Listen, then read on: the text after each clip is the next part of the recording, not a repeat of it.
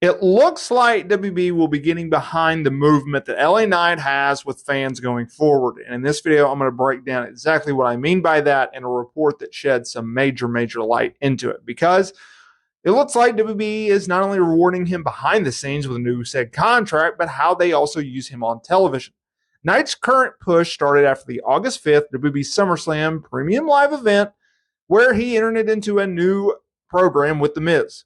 Fast forward, Knight scored a win over the former WWE champion in a singles match at Payback that also had John Cena serve as a special guest referee. Now, post-match, Cena endorsed Knight to the fans by raising his arm up on the stage. Coming out of that show is also reported that LA Knight was slotted as the top babyface on the internal SmackDown roster. Another good sign for him. Now, as I previously mentioned in another video, Knight and WB officials have been negotiating a new long-term deal that is said to either be close to being finalized or has already been signed, with it being added that it's believed to be a 5-year deal, which is great for the megastar. In the latest edition of the Wrestling Observer newsletter, Dave Meltzer reported that Knight would be getting a mega push because of his strong numbers across all notable business metrics. Now, Meltzer wrote, and I quote, "Knight is expected to get a mega push going forward, given that ratings for his segments and his merchandise sales have been both very strong," end quote.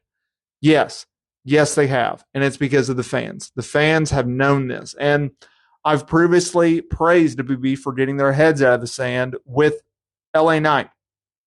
Earlier this year, he caught fire despite the fact that he was coming out of a program with Bray Wyatt where it was not a very good match. It was the Mountain Dew lights out match, Mountain Dew dark match, whatever you want to call it, at the Royal Rumble, and the late great Bray Wyatt went over. And usually when you work with Bray Wyatt, coming out of it, you're worse than going into it. But LA Knight actually pushed through. Not everyone can do that, including a Seth Rollins. And the fans got behind him. And WWE didn't do anything with him at WrestleMania despite the push. They also started to slowly but surely utilize him on television with mostly just squash matches where he would do promos before. But he would get the biggest reactions of the night, aside from your Cody Rhodes and Roman Reigns. Then everyone thought, okay, Money in the Bank, this is going to be his time, and it wasn't. And Damian Priest ended up getting the Money in the Bank briefcase. Then, coming into SummerSlam, it's like, when are they going to do something with him? And finally, it was reported that, hey, coming out of SummerSlam, don't worry, LA Knight fans, he's going to be just fine. And that has proven to be the case.